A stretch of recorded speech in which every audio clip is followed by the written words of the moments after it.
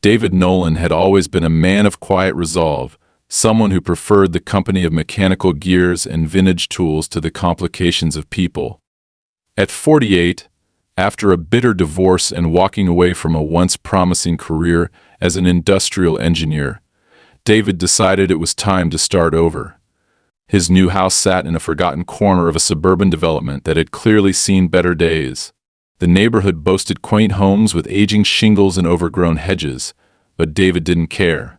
The price was right, and the property had something no city loft or condo could ever offer: a sprawling backyard and an ancient stone basement. The realtor had barely mentioned the basement, calling it a bit of a fixer-upper as they toured the house. David found himself drawn to it instantly. It smelled of old stone and iron, a subterranean relic from another era. The cracked walls and exposed pipes told him a story. This house was built during a time when everything was constructed to last. A small, grated drain lay in the corner of the concrete floor, almost hidden beneath decades of dust and rusted bolts. It was perfect. David had spent his life surrounded by modernity, where technology moved too quickly for him to keep up. Here, in this forgotten home, he saw a place to slow down. The basement would become his sanctuary. He imagined building a workshop where he could restore antique machinery, clocks, and mechanisms, lost things that, like him, had value if given enough care. The first few weeks after moving in were blissfully quiet. David spent his days cleaning out the house, carefully removing what was left of the previous owner's lives: a cracked rocking chair, a faded photograph wedged behind a kitchen cabinet, a small wooden chest that was locked shut. The backyard was overgrown, but its potential made David's hands itch for work. He envisioned neat rows of vegetables, a greenhouse on the far corner of the yard, and perhaps even a koi pond one day. For now, he contented himself with trimming back the chaos, letting sunlight touch the earth for the first time in years. By the end of the month, the lawn had begun to take shape, and the house was feeling more like his own. Then came the smell. It was faint at first, something only noticeable in the still, humid hours of the afternoon. David assumed it was nothing, just old pipes settling, or maybe the remnants of stagnant water somewhere deep below the house. Basements had smells, he reasoned. He dismissed it as something he'd address later. But over time, the odor grew worse, a rank, foul scent that seemed to cling to the corners of the basement and linger on his clothes after long hours spent at his workbench. A creeping unease began to take hold. It was as if something was festering just out of sight, pressing against the walls like a slow, rotting tide. One evening, David noticed the floor near the basement drain was damp. He frowned, crouching to touch the concrete. The moisture wasn't from the recent rain, it was warmer, thicker, like something living. He pried up the grate, revealing a narrow tunnel that dropped into darkness. For a moment, he thought he heard a faint gurgling sound, distant and unsettling. David quickly replaced the grate and wiped his hands on his jeans, trying to shake off the sudden chill that ran through him. He didn't sleep well that night. The next morning, David walked out into his backyard and noticed that a patch of grass near the fence had turned yellow and sunken, as though the earth beneath it had collapsed inward. He knelt and touched the soil. It crumbled beneath his fingers, damp and heavy with an acrid smell. A low rumble echoed through the ground, and David jerked his hand back instinctively. Something wasn't right. Days turned into weeks, and the problems worsened. The basement began flooding intermittently with murky water that bubbled up from the drain, spreading across the floor and soaking his tools. David tried patching the cracks, installing a sump pump, but nothing helped. The smell grew unbearable, thick and oily, lingering in his nostrils no matter where he went. It began to seep into the walls of the house itself, an invisible stain of rot that made him feel as though the house were breathing alongside him. One night, as he sat in his kitchen trying to ignore the dripping sound coming from the basement, there was a knock at the door. David opened it to find 3 people standing on his porch. They were dressed impeccably, as if they had just stepped out of a lawyer's office. A full liar, clean. A woman in clean, charcoal suits. The woman, short and severe, stepped forward with a clipboard. "Mr. Nolan?" she asked. David frowned, his hand still on the door. "Who's asking?" The woman flashed a tight smile that didn't reach her eyes. "I'm Martha Royce, the president of the HOA." "HOA?" David scoffed. I'm not part of your association. That's where you're mistaken. Martha tilted her head slightly, her tone clipped and professional. All properties in this development fall under the jurisdiction of the HOA. We noticed some disturbances on your property and wanted to discuss the matter before it escalates. What disturbances? David asked sharply. The man to Martha's right adjusted his tie and spoke for the first time. There have been complaints about water runoff from your property affecting neighboring lots. Our records show you've made alterations to the drainage system in your basement. That's a violation of community standards, Mr. Nolan. David's brow furrowed. I haven't altered anything. The pipes are old, maybe 100 years old. If there's a problem, it's not mine. Martha's expression hardened. We'll need to conduct an inspection, but I should warn you, damage to communal infrastructure carries heavy fines. I suggest you address this quickly before the situation gets out of hand. With that, they turned and left, leaving David standing in his doorway, anger boiling in his chest. He watched their expensive shoes crunch across his gravel driveway before they slid into a sleek black SUV and drove off. He could still smell the basement on his hands, thick and sour. For the first time since moving in, David began to feel like an intruder in his own home.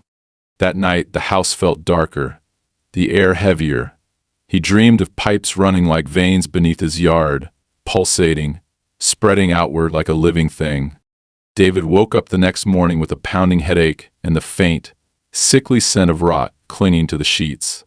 The house felt heavier, as though something unseen had seeped into the walls overnight. He dragged himself to the basement, armed with tools and a stubborn resolve to fix whatever had gone wrong. The smell was unbearable now, stronger than before, with a greasy edge that made him gag. The floor around the drain had pooled with water again, thicker this time, brownish and swirling faintly as if something was moving below it. He knelt down and yanked the grate off the drain, determined to see what was causing the flooding. The gurgling sound was louder now, echoing through the dark tunnel below. David grabbed a flashlight, its beam cutting through the blackness. The space beneath the house was wider than he had expected, a yawning void that seemed to stretch deeper than a standard pipe system should. What caught his attention, however, wasn't the size of the tunnel, it was the gleam of something metal further down. The light reflected off corroded surfaces, giving the impression of twisted, unnatural machinery crammed together like the intestines of some monstrous beast. David stared for a moment, trying to make sense of what he was seeing. Then the rumble came, a low, vibrating groan that rattled the basement walls and seemed to come from deep within the earth itself. He dropped the grate back into place and stumbled backward, his flashlight clattering to the floor. That was the moment David knew this wasn't just an old house with a plumbing problem. Something else was happening here. Something bigger. The rest of the day passed in a haze of frustration and paranoia. David called a local plumber, hoping for answers, but the man barely lasted 5 minutes in the basement before shaking his head and backing away. Whatever's down there, I'm not touching it, he muttered. Looks like some kind of illegal road job, but this isn't normal plumbing. You need to call the city. The plumber left quickly, muttering about regulations and liability, leaving David alone with the creeping certainty that his basement was a problem no one wanted to touch. Hours later, a thick envelope arrived in David's mailbox. Inside was a formal notice from the HOA, stamped and signed with aggressive precision. The letter accused him of willful negligence resulting in damage to shared infrastructure and cited violations of nearly a dozen obscure community guidelines. At the bottom of the notice was a figure $20,000 in fines and a warning that failure to comply would result in further legal action. David clenched the letter in his fist, his jaw tightening as he reread the accusations. Willful negligence, shared infrastructure. He hadn't done a damn thing to those pipes, and they knew it. He could still see Martha Royce's smug expression in his mind, that thin smile as she'd stood on his porch, already certain of his guilt. It wasn't an inspection, it was an ambush. They had already decided he was the problem. David spent the next few hours in his garage, pacing angrily back and forth as he mulled over his options. Calling the city seemed pointless. The plumber's reaction had been enough to tell him this wasn't normal. Besides, he couldn't trust anyone who might be working with the HOA. He needed to figure out what was happening on his own. A part of him told him to leave it alone, to pay the fines or sell the house and get out before things got worse. But David couldn't do it. He had worked too hard to get here, too hard to carve out a life for himself after everything that had been taken from him. He wasn't going to let a bunch of suits and their fabricated rules run him off his own property. By evening, David had armed himself with a crowbar, a heavy-duty flashlight, and a pair of thick gloves. He was going back into the basement this time to get answers. He removed the grate again, ignoring the stench as it rolled over him in thick waves. Lowering himself carefully into the tunnel, he felt his boots splash into something warm and slick. The space was claustrophobic, the walls narrow and damp, pressing in on either side as he moved deeper. The farther he went, the more he realized how wrong this place was. Pipes, hundreds of them, ran alongside him, above him, below him, twisting together like a web of rusted veins. Some were modern PVC, but others were ancient, built of stone and iron, carved with strange markings that made David's skin crawl. He stopped when he reached the source of the sound, the distant, rhythmic gurgling that had haunted him for weeks. Ahead, the tunnel opened into a small chamber, its ceiling supported by crumbling brick arches. In the center of the room sat a massive, corroded valve wheel connected to pipes that disappeared into the walls and floor. It looked like it had been there for a century, forgotten and buried beneath generations of construction. David crouched down and touched the wheel, feeling the cold metal beneath his fingers. It looked like some kind of industrial sewer control, but why was it beneath his house? Before he could investigate further, he heard a voice. Faint, echoing, like someone calling to him from far away. David froze, holding his breath. It wasn't a voice, he realized, it was voices. A chorus of whispers, each one layered over the other, impossible to understand but urgent, pleading. He scrambled back, his flashlight swinging wildly as the sound grew louder. Water began seeping up through the cracks in the floor, bubbling and hissing like something alive. He turned and ran, his boots slipping in the rising water as the whispers followed him back through the tunnel. By the time he climbed out of the basement, drenched and shaking, the grate was rattling violently in its frame, as though something below was trying to escape. David slammed the basement door shut and locked it. His heart hammered in his chest as he leaned against the wall, gasping for breath. He didn't sleep that night. Every time he closed his eyes, he saw the pipes endless and writhing like serpents carrying something foul and ancient through the ground beneath his house. The next day, David called the HOA. He didn't care how smug Martha Royce was, he needed answers. When she answered the phone, her voice was infuriatingly calm. "Mr. Nolan," she said. "What a surprise." "What the hell is under my house?" David snapped. "I'm not sure I know what you're talking about," Martha replied, her tone syrupy. "If you're referring to the ongoing issue with your drainage, I suggest you address it before more damage is done." "This isn't my drainage, and you know it," David shouted. "Those pipes, whatever they are, don't belong to me. What did you people do?" There was a long pause on the other end of the line before Martha spoke again, her voice dropping just slightly. "I think you're confused, Mr. Nolan.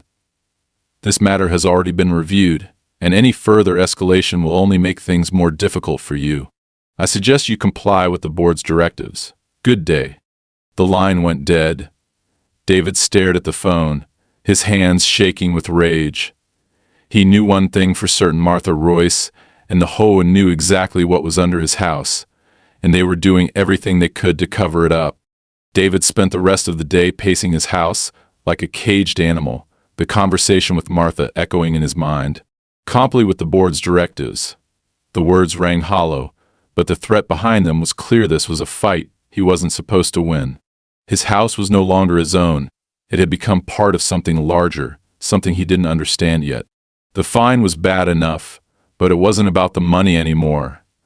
The smell, the pipes, the voices, it all pointed to a deliberate lie, a secret buried beneath layers of dirt, metal, and bureaucracy. And David was going to uncover it, even if he had to tear the house apart with his bare hands. By late afternoon, he decided to call the city's public works department, hoping to bypass the HOA entirely.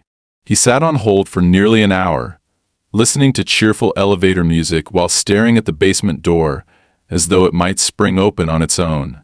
Finally, a woman with a bored voice answered. "Public Works, how can I assist you?" David gripped the phone tightly, trying to keep his voice steady. I'm calling about a plumbing issue. There's an old system of pipes running under my property, and I need someone to look at it. Address? The woman droned. David gave it to her, and there was a brief pause. Sir, we don't have records of any active water or sewer lines beneath that property. That area was redistricted for storm runoff decades ago.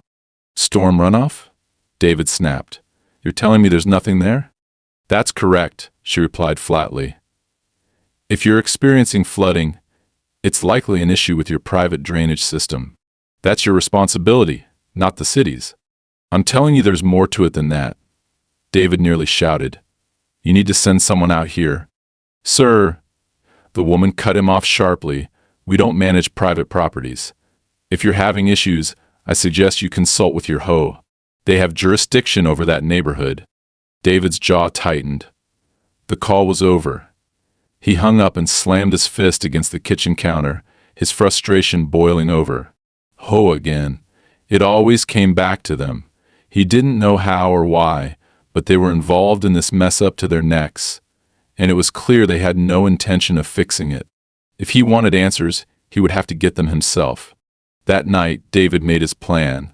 He dragged an old camping lantern in his toolbox into the basement, staring at the drain as though it were a wound in the house, something festering and diseased. The whispers had gone silent, replaced by an eerie stillness that set his teeth on edge. It felt like the basement was waiting for him. He tore up the floor around the drain, prying apart the crumbling concrete with a crowbar until the opening was wide enough for him to crawl through. The smell hit him like a physical blow, sour and heavy, but he ignored it.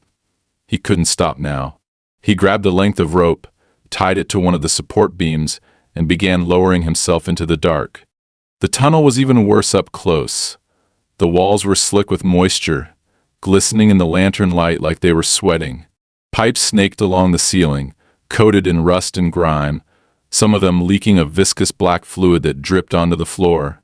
David's boots squelched with every step, and the sound made his stomach churn. He forced himself to keep moving, following the network of pipes deeper into the earth. After what felt like an eternity, he stumbled into another chamber. This one was larger than the first, a cavernous space that looked like it had been carved out of the bedrock long ago. The ceiling arched high above him, supported by ancient stone columns that were cracked and crumbling. In the center of the room was another valve wheel, even larger than the one he'd seen before, its surface worn smooth by age. But what made David stop in his tracks was what surrounded it: dozens of pipes converging on the wheel like spokes on a wheel, some of them ancient and stone, others modern PVC, all fused together in a way that made no logical sense. They pulsed faintly, as though something inside them was alive. David approached cautiously, shining his lantern over the pipes. Carved into the stone floor were marking symbols he didn't recognize, looping and jagged, like something pulled out of a nightmare. He crouched down, running his hand over the grooves, and felt a faint vibration beneath his fingertips. The ground beneath him seemed to hum, as though the entire chamber was part of a massive dormant machine. Jesus Christ, he muttered under his breath. As he stood, his light caught something else, a small metal plaque affixed to one of the columns. He wiped away the grime and squinted at the engraved letters. It was almost illegible, but he could make out the words Greenfield Infrastructure Project -1873. David's blood ran cold. If the plaque was to be believed, this system had been here for over a century. What the hell was it doing under his house? Suddenly, the pipes shuddered, the vibration growing stronger. The gurgling sound returned, louder and closer this time, like something enormous was moving through the tunnels. David stumbled back, his lantern flickering wildly as the air grew thick with heat and moisture. Then he heard it again, the whispers. They were louder now, overlapping and frantic, coming from every direction. He turned toward the tunnel he had come from, but his path was blocked. Water was rushing in, pooling around his boots and rising quickly. Shit! David turned and bolted toward the far side of the chamber, where another tunnel led deeper into the earth. He didn't have a choice, the water was rising too fast. He sprinted through the darkness, his lantern swinging in his hand, as he gasped for air. The whispers followed him, growing louder and more insistent until they became a single voice, deep and guttural, rumbling through the pipes like an earthquake. Leave. Ah. David skidded to a halt, his heart slamming in his chest. The word echoed through the tunnel, vibrating the walls, shaking the very ground beneath his feet. The water surged forward, slamming into him and knocking him to the ground. His lantern went flying, the glass shattering as it hit the stone. He scrambled to his feet in the darkness, soaked and shaking, the whispers now deafening in his ears. Blindly, he felt his way along the tunnel, his fingers brushing against damp walls as he searched for a way out. At last he found it, a rusted ladder bolted to the wall, leading up to a narrow shaft. He climbed as fast as he could, his muscles screaming in protest, the sound of rushing water growing louder beneath him. When he reached the top, he slammed his shoulder into the hatch and tumbled out onto solid ground, gasping for breath. He was in his backyard. The hatch was hidden beneath a pile of dead leaves near the fence, its edges rusted and overgrown with ivy. David stared at it, his mind reeling. The whispers were gone, replaced by the distant hum of crickets and the cool night air. He could hear water gurgling faintly beneath the ground, like the pipes were laughing at him. David staggered to his feet and looked back toward the house. The lights in the living room were on, spilling a faint glow onto the lawn. For the first time, the house looked wrong to him, like a predator crouching in the dark, waiting for him to come back inside. He clenched his fists, his jaw tightening as he turned back toward the hatch. Whatever was happening here, whatever was buried beneath his house, he knew one thing for certain. The hole wasn't just hiding it, they were feeding it. David didn't sleep that night. He sat in his kitchen, soaked clothes thrown into a heap on the floor, staring at the basement door, like it might fly open at any moment. His mind raced as he replayed the events in the tunnel, the ancient chamber, the pulsing pipes, and that voice, deep and guttural, vibrating through his bones. Leave. The sound of it still echoed in his ears, rattling around his skull like a bad memory. What the hell had he stumbled into? How was something like that even possible? And how long had it been down there? At some point, as dawn bled into the dark sky, David realized he had no choice but to act. The HOA had lied to him. About the pipes. About the water. About everything. And they were using his property to cover something up, something enormous and old that didn't belong in the modern world. Whatever that system was, it wasn't just a drainage problem. It was deliberate, purposeful, and it was dangerous. By mid-morning, he was sitting in his truck, parked in front of the HOA's office, a sterile, beige building that looked more like a dental clinic than the center of a bureaucratic nightmare. Inside, the air was artificially cool and smelled faintly of lemon-scented cleaner. At the front desk sat a woman with helmet-like blonde hair, typing furiously at a keyboard. She glanced up as David walked in and immediately pasted on a saccharine smile. "Good morning. Can I help you?" David's voice was low, tight. "I need to speak to Martha Royce." The receptionist's smile faltered. "Do you have an appointment?" "No, but I'm not leaving until I talk to her." The woman hesitated, clearly weighing whether to argue. David stared at her, unblinking, his expression making it clear he wasn't going to back down. Finally, she picked up the phone and murmured something softly into the receiver. Moments later, Martha Royce appeared at the end of the hallway, her heels clicking sharply against the tile. She looked as put together as ever, tailored suit, perfectly set hair, that thin, infuriating smile she wore like a mask. "Mr. Nolan," she said smoothly, stopping a few feet away. "What an unexpected visit. I trust you've had time to reflect on our previous conversation." David didn't waste time with pleasantries. "What the hell is under my house, Martha?" Her smile faltered for just a moment before snapping back into place. "I'm afraid I don't know what you're referring to." "Don't play games with me," David growled, taking a step closer. "I've seen it. The tunnels, the pipes, that thing. I don't know how long you people have been hiding it, but I know you've rerouted the entire system through my property, and you've been lying about it." "Mr. Nolan," Martha said sharply, her voice losing its veneer of politeness, "you're clearly upset, but I assure you, any concerns about your property can be addressed through the proper channels." "I don't give a damn about your channels," David shot back. "You know what's down there. You've known all along. And now you're going to tell me why." For the first time, David saw something flicker in her expression, something wary and cold. She glanced over her shoulder, checking that no one was listening before turning back to him. "Mr. Nolan," she said softly, almost too softly, "there are things you don't understand, things you don't want to understand.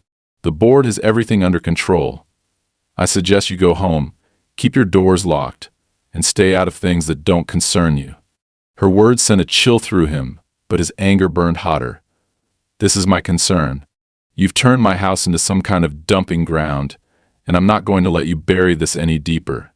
Martha's gaze hardened. "Then you're making a mistake." David clenched his fists, his pulse hammering in his ears. "We'll see about that." He turned on his heel and stormed out of the office, Martha's words echoing behind him like a warning. Outside, the heat of the day hit him like a wall, but David barely noticed.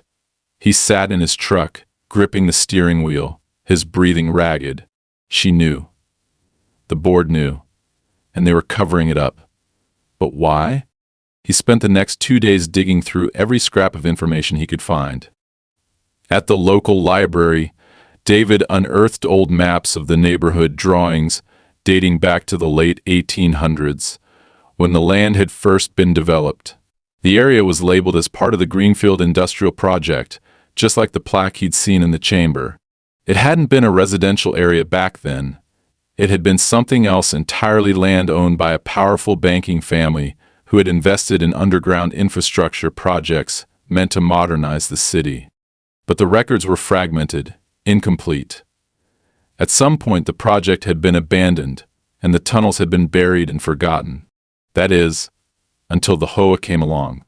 David realized with a sick certainty that the HOA had reconnected those old systems, likely decades ago, in an attempt to save money on building new infrastructure. Instead of repairing broken sewer lines or installing modern drainage systems, they'd simply rerouted the water into the forgotten tunnels beneath his property. It explained everything: the flooding, the smell, the strange pipes that didn't match modern designs. But it didn't explain the whispers, or the voice. That night, David returned to the basement. The house felt hostile now, the walls holding secrets that pressed in on him like a vice. He climbed down into the tunnel again, his flashlight cutting through the dark, and retraced his steps to the ancient chamber. The pipes were louder now, groaning and hissing, as though they could sense his presence. The air was thick and humid, carrying the stench of rot. David approached the massive valve wheel at the center of the room and hesitated. It looked almost organic, as though the pipes had grown into it over time, fusing with the stone. The whispers returned, louder this time, slithering through the dark like unseen serpents. "Turn it back. Turn it back." David stepped closer, gripping the wheel with both hands. He didn't know what would happen if he turned it, but he didn't care anymore. If this thing was the source of his nightmare, then he was going to put an end to it. With a grunt, he twisted the wheel. It groaned in protest, resisting him, but he kept turning, his muscles straining. Suddenly, the ground shook. The pipes shrieked, a sound so loud it felt like it would tear the room apart. Water began pouring from every seam, every crack, black and thick, rushing toward the center of the chamber. David stumbled back, barely able to keep his footing. In the chaos, he heard it again, the voice. "You were warned." The words crashed over him like a wave, vibrating the walls, the pipes, the very air around him. David turned and ran, the water rising behind him in a torrent. He scrambled through the tunnel, clawing his way back toward the surface, his lungs burning, his heart pounding. He could feel it behind him, something massive, something alive, moving through the pipes with a hunger that made his skin crawl. He burst out of the basement and slammed the door shut behind him, gasping for breath. But even from upstairs, he could hear it, the low, rumbling groan of the pipes, vibrating the house like a heartbeat. Something had woken up, and it was angry. David spent the rest of the night sitting in his living room, a mug of untouched coffee in his hands, as he listened to the faint groans and shudders reverberating through the house. The pipes were alive. That much he knew now. They pulsed beneath the floorboards, deeper than the foundations, spreading into the earth like parasitic roots. Every few minutes, There would be another sound, a hiss, a clatter, a deep gurgling noise that seemed to rise and fall, like breathing. The voice, the whispers, the wheel, it was as if some dormant thing had been disturbed, and now it was slowly, inexorably waking up. By dawn, the house had fallen eerily silent again, but David knew it wouldn't last.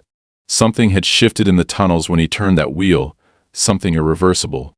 The black water, the vibration in the stone, the booming voice in his head. He felt like a man standing at the edge of an unseen abyss, unable to turn back. He needed help, but the usual avenues were useless. He couldn't call the city, they were in bed with the HOA. And as much as he loathed the thought, he couldn't go to the police. What would he even say? There's something alive under my house, and it's trying to eat me. No, he was on his own. Later that morning, a sharp knock on the door broke David from his spiral of thoughts. He opened it to find two men in identical suits standing on his porch, their expressions blank as stone.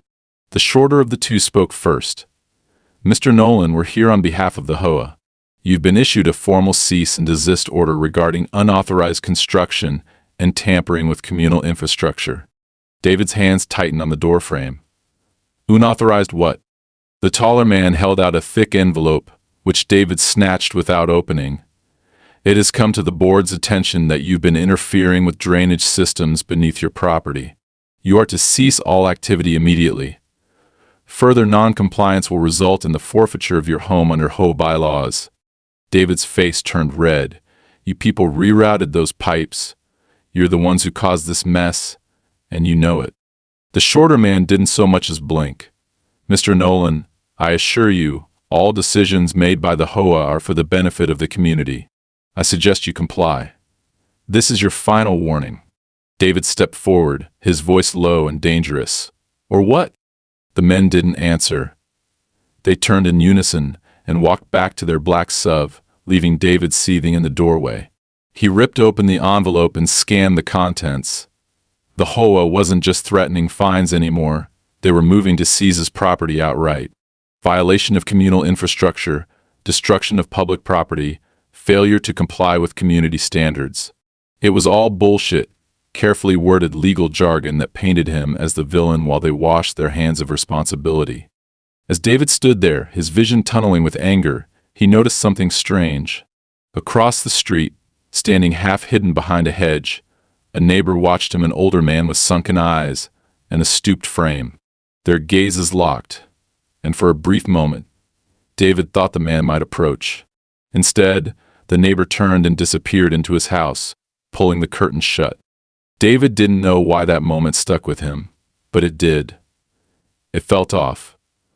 Like everyone around him knew something he didn't, something they weren't telling him. The HOA was circling him like vultures, ready to strip him of everything, and the neighbors, the people who should have been on his side, were silent. Complicit. He slammed the door and sat at the kitchen table, the papers spread out in front of him like a declaration of war. "You want to fight?" he muttered to no one in particular. "Fine, you'll get one." David spent the next 12 hours tearing his property apart. He rented a jackhammer from the hardware store, claiming he was fixing a foundation issue, and spent the afternoon smashing through his basement floor. The pipes were deeper than he thought, buried beneath layers of dirt and stone, but he didn't stop. Sweat dripped from his forehead, his arms ached, and his ears rang from the relentless pounding of the jackhammer. When he finally broke through, the stench hit him like a wall, strong enough to make him stagger back and retch into the corner. Beneath the broken floor lay a labyrinth of pipes thick and old, some made of iron, others of stone, all of them pulsing faintly, like arteries under strain. Black water oozed from the joints, pooling around David's boots. He crouched down and examined one of the pipes more closely. It was warm to the touch, vibrating slightly, and carved with the same jagged symbols he'd seen in the chamber. "What the hell are you?" he muttered. Before he could think better of it, he grabbed his crowbar and jammed it into the seam of one of the pipes, prying it open with a sickening screech. Black liquid sprayed out, thick and tar-like, soaking his hands and arms as he stumbled back. The vibration in the ground intensified, and for a split second, David swore he heard the whispers again, louder this time, screaming at him in a language he couldn't understand. He dropped the crowbar and scrambled up the stairs, slamming the basement door shut behind him. The next morning, David woke to the sound of pounding at his door. He opened it to find Martha Royce standing there, flanked by two uniformed men, private security hired by the HOA. Martha's face was pale with anger, but her voice remained as cold and calm as ever. "Mr. Nolan, you've gone too far." David wiped a hand over his face. "What do you want now?" "You vandalized communal infrastructure," Martha said sharply. "The damage you've caused is irreparable, and the board has no choice but to take immediate action. You have 24 hours to vacate the property." David let out a short, bitter laugh. "This is my house, and I'm not going anywhere. You're the ones who broke the law. You rerouted those pipes under my property without permission, and now you're trying to blame me for it. I won't let you get away with this." Martha's expression didn't change. "You've been warned." That night, David sat in the dark, watching through the window as the HOA's private security prowled the perimeter of his yard, flashlights sweeping over the grass. They were watching him, waiting for him to make a mistake. But David wasn't going to give them the satisfaction. He returned to the basement, armed with a heavy wrench and a flashlight, and climbed back into the tunnel. If the HOA wanted to destroy his life, he was going to make damn sure they went down with him. Deeper and deeper he went, following the network of pipes to the chamber with the massive valve wheel. The air was suffocating, thick with heat and the stench of rot, but David didn't care. He grabbed the wheel and began turning it again, using every ounce of strength he had left. The pipes shuddered violently, groaning like a wounded animal as black liquid gushed from the seams. The ground beneath his feet began to shake, and the whispers rose into a deafening cacophony, 1,000 voices screaming in unison. Suddenly, a deep rumble echoed through the chamber, and David stumbled back as cracks spiderwebbed across the stone walls. The pipes began to split open, spraying black water in all directions.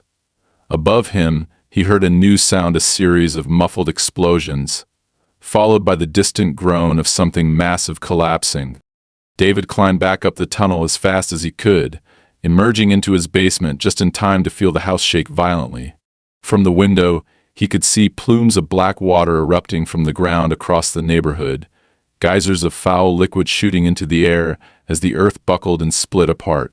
Somewhere in the distance, he thought he heard screaming. The HOA had played their hand, and now the whole system was breaking apart. Whatever they'd buried beneath the neighborhood, whatever ancient thing they'd tried to control, was finally free. David stood in the wreckage of his basement, staring at the ruptured pipes that pulsed and gushed like veins torn open in some grotesque organism. The air was thick with the stench of rot and burning metal, a suffocating fog that seeped into his lungs. Above him, the house groaned and shuddered, its foundations trembling under the strain of whatever he had unleashed. From the tiny basement window, he could see the neighborhood being torn apart, geysers of black water erupting from lawns, driveways, and streets, swallowing everything in their path. The sound was deafening. A chorus of groans, crashes, and splintering wood filled the air, accompanied by the high-pitched screams of panicked neighbors. David stumbled toward the stairs, his boots sloshing through the ankle-deep sludge that coated the floor. He could hear the whispers again, louder and more insistent, rising to a crescendo that made his head throb. They weren't coming from the pipes anymore. They were everywhere. Reaching the main floor, David found his living room in chaos.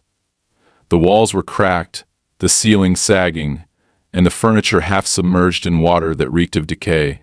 He grabbed his jacket from the back of a chair and stepped outside, shielding his eyes from the harsh glare of the morning sun. The scene before him was worse than he'd imagined. The street was a disaster zone. Water surged down the pavement in thick, oily streams, carrying debris with it, shattered pieces of fences, overturned trash cans, and even the remains of a car that had been swallowed whole by a sinkhole. The houses on either side of his had partially collapsed, their roofs caving in as the ground beneath them gave way. Some neighbors were standing in their yards, shouting at one another or trying to salvage their belongings, while others ran aimlessly, their faces twisted in fear. In the distance, David saw Martha Royce standing in the middle of the street, flanked by two of the HOA's private security guards. She was shouting orders, her once pristine suit now smeared with mud and water. When she spotted David, her face contorted into a mask of fury.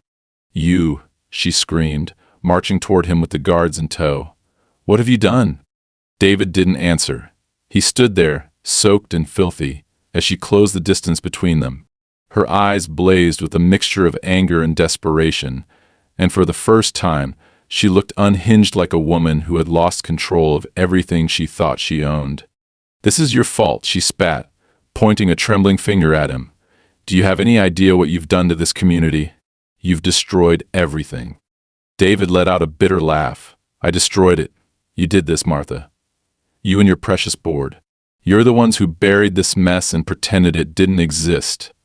You rerouted the pipes, you ignored the warnings, and now it's all coming apart." Martha's expression twisted into something almost inhuman, a feral snarl that bared her teeth. "You don't know what you're talking about. You're a lunatic. Do you think anyone's going to believe you?" David took a step forward, his voice low and cold. "I don't care if they believe me. Look around, Martha. The truth is spilling out for everyone to see." As if on cue, another explosion rocked the neighborhood, sending a plume of black water skyward. The ground beneath their feet trembled violently, and David had to steady himself against a lamppost to keep from falling. Martha staggered, her guards grabbing her arms to keep her upright. "You've doomed us all," she hissed, her voice barely audible over the chaos. Before David could respond, a new sound cut through the cacophony, a deep, resonant groan that seemed to rise from the earth itself. It was unlike anything he'd heard before, a sound that was both mechanical and organic, like the death rattle of some massive, ancient beast. The pipes beneath the street began to buckle and split, jets of black liquid spraying in every direction. The ground heaved and cracks spiderwebbed across the asphalt, radiating outward from a single point. The whispers grew louder, deafening now, overlapping into a roar that drowned out everything else. David stumbled backward, his vision blurring as the ground beneath him lurched violently. The center of the street collapsed in on itself, creating a massive sinkhole that swallowed cars, trees, and chunks of pavement. At its edge, Martha screamed as she and her guards were pulled down into the churning black water, their voices vanishing in an instant. David could only watch as the chaos unfolded. The whispers were fading now, replaced by silence so profound it made his ears ring. The black water was receding, draining into the sinkhole as quickly as it had erupted, leaving behind a landscape of devastation. Houses tilted precariously on their foundations, lawns were reduced to swamps, and the once pristine suburban street was nothing more than a fractured ruin. He stood there for what felt like hours, staring into the abyss where the center of the neighborhood had once been. Somewhere deep within the sinkhole, he thought he could see movement, a faint, undulating mass that pulsed and writhed like a living thing. Then, slowly, it disappeared, sinking deeper into the earth until it was swallowed by the darkness. The ground beneath his feet was still now, and the whispers were gone. Whatever had been awakened was retreating, its anger spent. For the first time in weeks, David felt an eerie sense of calm. He turned and walked back to his house, stepping over the debris that littered his yard. Inside, the house was still standing, though barely. The walls were cracked, the floors warped, and the air was thick with the lingering stench of rot. David sat down at his kitchen table, his body aching and his mind numb. He had won. In a way, he had exposed the lies, destroyed the corruption, and brought the HOA's empire crashing down. But the cost had been higher than he ever could have imagined. As he sat there, staring out the window at the ruined neighborhood, a strange thought occurred to him. The house had survived, broken and battered, but still standing. And for the first time in his life, David felt something close to peace. The neighborhood was unrecognizable. What had once been a manicured suburban oasis now looked like a war zone, the kind of place people would drive past without daring to stop. The sinkhole in the middle of the street was enormous, its edges jagged and crumbling, like a wound that refused to heal. Surrounding it were the ruins of homes, some leaning precariously, others collapsed entirely, swallowed by the earth or reduced to splinters. Black sludge coated everything, seeping into the cracks of what remained. The air smelled of damp earth and decay, heavy with silence, save for the occasional groan of weakened structures settling under their own weight. David stood in the center of his backyard, staring at the devastation with a grim sense of finality. His house was still standing, though just barely. The walls were cracked, and the roof sagged in places, but it had survived. The yard, however, was unrecognizable, a swamp of churned mud and broken pipes, the carefully trimmed grass and tidy hedges swallowed by the chaos. He had spent the morning boarding up windows and piling debris into a corner of the yard, his hands blistered and aching. It didn't matter. He wasn't staying. There was nothing left for him here. The HOA was gone, its members scattered or silent. Martha Royce had vanished into the sinkhole along with her hired thugs, and no one had come to claim her place. The remaining residents avoided each other, heads down, faces tight with fear and exhaustion. No one talked about what had happened, but David could feel the weight of their unspoken questions every time he stepped outside. They knew, even if they didn't want to admit it, they knew something had been buried beneath this neighborhood, something alive and ancient, and now it was gone. Or perhaps not gone, David thought, staring at the sinkhole, just waiting. By midday, a city truck finally arrived, driven by a tired-looking man in a reflective vest who parked at the edge of the wreckage and stepped out with a clipboard. He surveyed the damage with a professional detachment, occasionally jotting down notes but saying nothing. When he reached David's yard, he stopped and gave a small nod. "You the owner here?" the man asked, his tone flat. "For now," David replied. The man glanced at the house, his pen scratching against the clipboard. "Lucky it's still standing. Most of these places aren't salvageable." David didn't answer. "We'll be sending in crews to assess the area," the man continued. "Might be weeks before we can stabilize things, but in the meantime, you'll want to think about relocation. It's not safe here." David let out a short, bitter laugh. "No kidding." The man didn't react. He handed David a card with the city's logo on it. "If you need assistance filing claims, call this number. Otherwise, it's your responsibility to secure the property. You have 30 days. David took the card without looking at it. The man nodded again and walked away, leaving David alone in the wreckage. Inside the house, David packed his belongings with the same quiet efficiency he had used to board up the windows. There wasn't much to take, just clothes, tools, and a few keepsakes. The house had never truly felt like home, not even when he first moved in. It had always been a shell, a place to hide while he tried to piece his life back together. Now it was a ruin, like everything else in the neighborhood. As he loaded the last of his boxes into the back of his truck, he paused at the edge of the sinkhole, staring down into its depths. The water had receded, leaving behind a jagged pit that seemed to stretch endlessly into the earth. For a moment, he thought he saw movement in the shadows, a faint ripple, like something shifting far below. "Whatever you are," he muttered under his breath, "stay there." He climbed into the truck and started the engine. The sound echoed through the empty streets as he drove away, his tires kicking up mud and debris. He didn't look back. Weeks later, David sat in a small rental house on the edge of a different town, a glass of whiskey in one hand and a worn notebook in the other. The notebook was filled with sketches, diagrams, and notes about the tunnels, the pipes, and the valve wheel. He had drawn them all from memory, unable to shake the feeling that he was missing something, that the system he had destroyed was only a small part of a much larger machine. He flipped to the last page and stared at the final sketch and outline of the wheel, its jagged symbols etched into the metal. Below it, he had written 3 words in shaky handwriting: "It's still alive." For the first time in weeks, David allowed himself a small smile. He didn't know if the neighborhood would ever recover, or if the city would bury the truth along with the wreckage. But it didn't matter. He had survived, and whatever had been buried beneath his house, whatever had reached out to him through the pipes, would have to find someone else to haunt.